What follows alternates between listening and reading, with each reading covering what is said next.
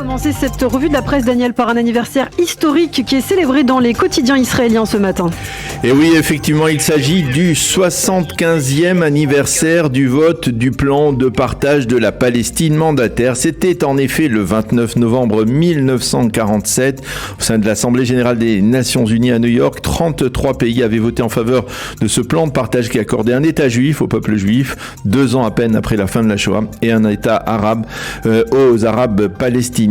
Les Juifs avaient alors accepté ce plan de partage, tandis qu'on le sait, les Arabes l'avaient rejeté. Le soir de ce vote historique, des dizaines de milliers de Juifs avaient célébré dans la Liesse générale à Tel Aviv, Jérusalem et dans tout le Yishuv juif en Eretz Israël, ce tournant de l'histoire juive.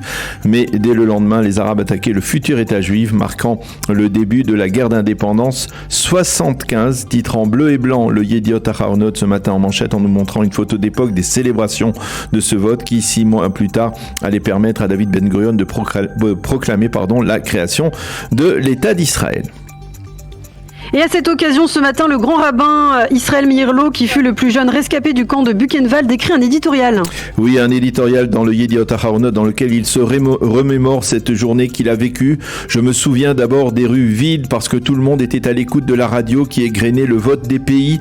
33 pays qui ont permis de mettre fin au mandat britannique et à la création de l'État d'Israël.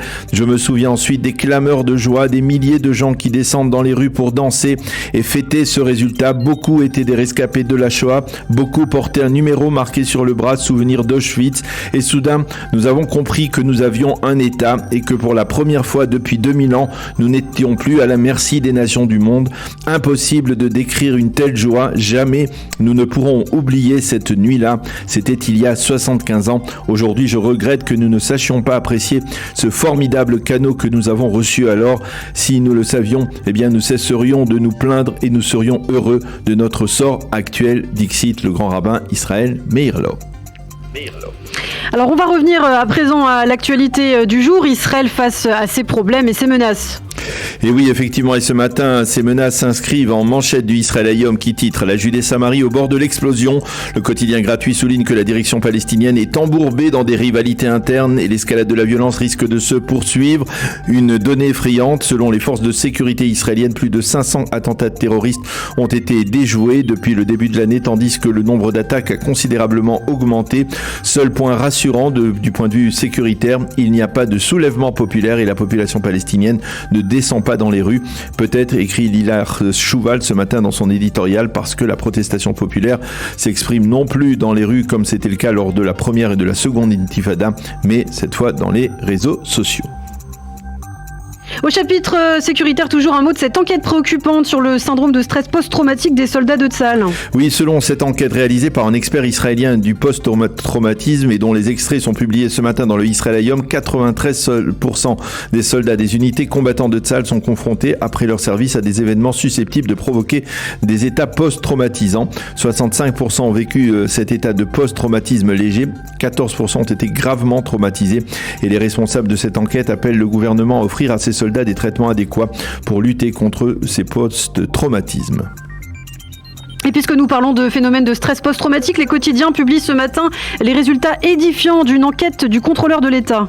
Et oui, en effet, dans un rapport rendu public hier et dont les conclusions ont été débattues hier dans les journaux télévisés des chaînes de télévision israéliennes, on découvre avec stupéfaction qu'une soldate sur 4 a servi durant son service militaire au sein de l'administration pénitentiaire, de la police et du Shin Bet, et une soldate sur 4 a été victime d'une forme ou d'autre d'abus ou de harcèlement sexuel. Ce rapport a été rendu public après les révélations de cette soldate qui avait été conduite à avoir des rapports avec un détenu palestinien dans la prison de Gilboa alors que les responsables de la prison couvraient de tels agissements. Il s'avère, écrit le contrôleur de l'État Mataniahu Nangelman, que ce cas n'est que le haut de l'iceberg. Le phénomène touche donc l'administration pénitentiaire, mais il est également fréquent au sein de la police et du Shin Bet. Et Yoav Limor, le spécialiste du secteur sécuritaire dans le Israël Hayom, parle d'un rapport qui fait bouillir celui qui le lit et qui impose un examen de conscience dans ses services.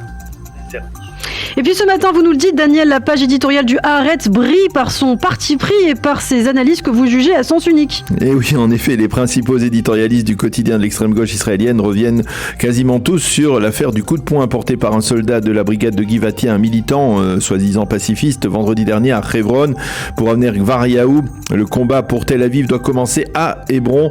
L'acte de ce soldat est un fruit pourri dans une jungle dont les racines sont empoisonnées, écrit-il. Jonathan Berg, lui, témoigne de ce qu'il a lui-même vu à Hebron et qui le préoccupe grandement. Quant à Yossi Melman, il s'en prend à Aviv Kochavi, le chef d'état-major de Tzahal, et le rend responsable d'avoir, je le cite, contribué à bafouer les valeurs de Tzahal sous son mandat. Impossible apparemment de trouver dans le Haaretz de ce matin un éditorialiste qui exprimera une autre approche et un autre avis à ce sujet.